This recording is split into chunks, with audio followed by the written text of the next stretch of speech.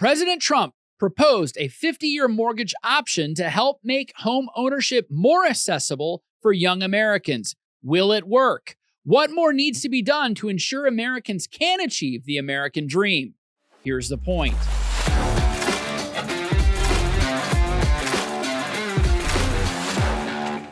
This week, the Federal Housing Finance Agency, FHFA, confirmed that the Trump administration is working on introducing 50-year mortgage terms for American home buyers. President Trump compared this proposal to FDR, who established the 30-year mortgage during the Great Depression. The goal at that time, just like today, was to make home ownership more affordable for Americans. Today, most interest rates on a 30-year mortgage are above 6%, and the average American household spends more than 40% of their monthly income on mortgage payments.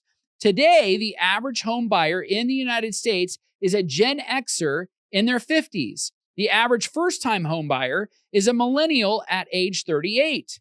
In 1981, when Reagan was president, the average home buyer was 31 years old, and the average first-time home buyer was 29 years of age. But a 50-year mortgage will not do much to address the bigger problem. A $400,000 home at 6.5% interest costs $2,700 a month, while a 50-year mortgage only saves a family $216 a month. While that could be the difference between qualifying for a loan or getting no home at all, it's a much longer pathway to the true benefits of home ownership, which is real estate equity. It could trap borrowers in a debt cycle that leaves homeowners no better off than if they were just renting. It's clear that the Trump administration understands Americans need options and solutions to address this problem. Any proposal that would offer more flexibility in monthly costs is worth considering.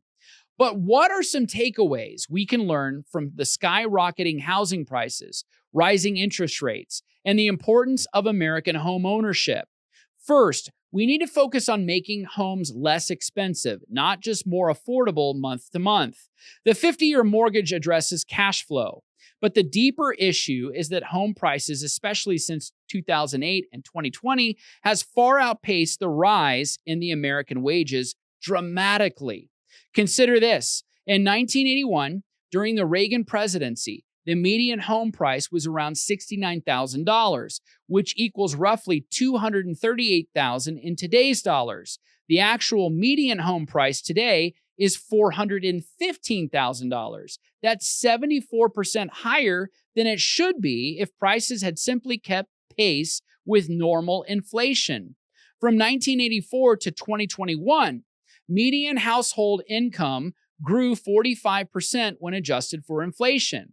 But home prices increased 104% over that same period. The problem isn't just mortgage terms. It's that homes have become fundamentally too expensive relative to what Americans earn. Here's why this matters for equity building.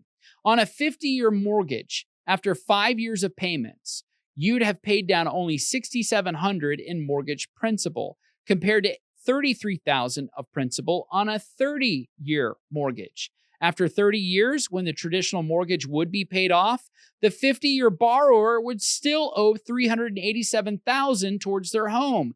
That is not financial freedom. Ownership equity is what allows families to have economic mobility, greater financial security for unexpected life events, to retire with dignity, and to pass wealth to the next generation.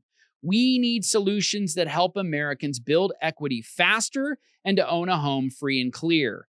Second, part of the pricing problem is a supply problem. Too many big banks and foreign nations own American residential homes.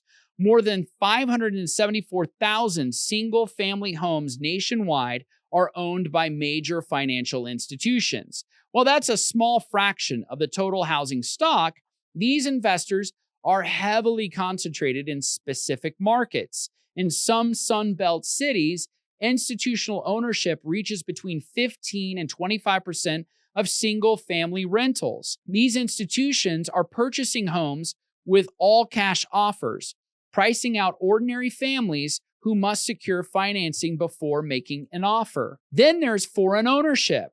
Chinese buyers alone spend $13.7 billion on U.S. homes between April 2024 and March 2025, an 83% increase from the prior year. They purchased 11,700 homes, with 71% making all cash offers. Overall, foreign buyers purchased 78,000 properties in that period, spending $56 billion total. These buyers have deep pockets and aren't affected by mortgage rates or financing challenges that keep American middle-class families on the sidelines. If we create policies that limit institutional investors' share of the single-family housing market and restrict foreign entities, particularly from adversarial nations like China, from buying American homes, we would increase the housing supply available to American families. That would lower the price significantly. When massive institutional players and foreign all-cash buyers are competing against young families, that outside demand drives up prices. Reducing that competition would help stabilize and lower median home prices for the benefit of all Americans. Third, we must dramatically increase housing construction and reform the systems that make building so expensive. The housing shortage is real. The last decade saw the fewest housing starts since the 1960s. Even though America's population is much larger, this undersupply is a major driver of high prices. We need to build more homes, millions more homes. That means cutting regulatory red tape that adds tens of thousands of dollars to every new home built. It means reforming zoning laws, local permitting, and a host of other regulations that are barriers to new construction. We also need better tax incentives for home ownership that help young families establish and start building equity immediately. The current mortgage interest deduction primarily benefits those who already own expensive homes. We should create policies that help first-time home buyers get in the door and accelerate equity building for families who are just starting out. Make no mistake, Gen Z is looking for a pathway to the American dream. They want what previous generations had: the ability to work hard, save money, buy a home, build equity, and pass something on to their children. When the average first-time buyer is 40 years old and paying nearly 40% of their income towards housing, few in America are actually winning. President Trump deserves credit for proposing new financial tools for home ownership. We need legislative policies to make true affordability achievable.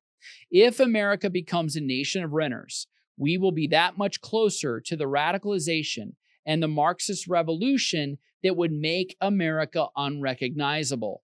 Remember, Americans need something to love, to own, to live for, to fight for, and to die for.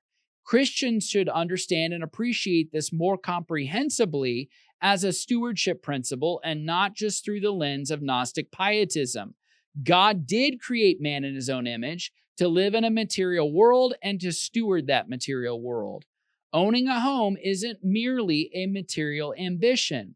It's fulfilling a creation mandate we see in Genesis 1 and 2. The dignity of ownership allows families to flourish and allows families to be independent from the reliance of others, especially the government. We were made to build things and build things that last from generation to generation, not just for ourselves, but for our children's children. That is why this issue is so serious, not just from an economic standpoint, but as a case for a free and flourishing nation, not teetering on the edge of self-destruction.